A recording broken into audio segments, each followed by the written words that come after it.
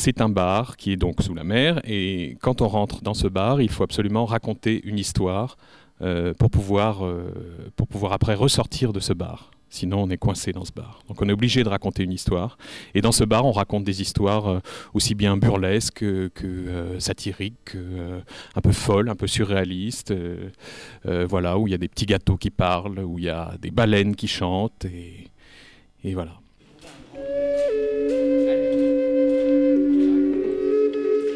Donc je joue dans le bar sous la mer le rôle d'un marin qui raconte l'histoire de Mathieu Maloa.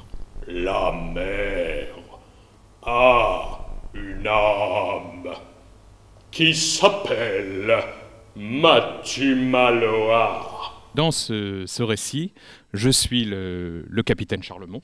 Le capitaine Charlemont qui est un capitaine très, très élégant, distingué, n'est-ce pas, qui veut que ses marins soient impeccables, même au milieu de la tempête. Et pour ce faire, vous devrez être digne de l'infidèle. Car vous, si l'idée vous venait de reprendre vos habitudes de marin, les bravades, les jurons, les plaisanteries obscènes, sur ce bateau, rien n'arrivera qui ne puisse arriver dans un salon anglais. Telle est ma devise. Ensuite, je joue aussi le rôle d'un marin, un grand marin noir. Ton nom, Buckinghamshire.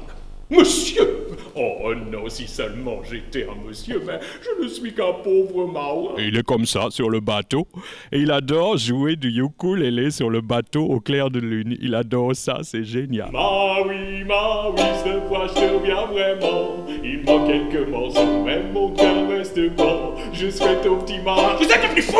Il y a encore beaucoup d'autres petits personnages. Voilà, il y a un Chinois, par exemple, bon, qui est vraiment des personnages qui passent, mais voilà, il y a un Chinois qui travaille sur le port. Il y a le père du capitaine Charlemont aussi, un vieillard.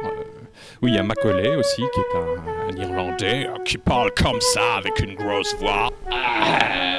Oui, c'est plus ou moins ça, monsieur. Et la baleine, bien sûr.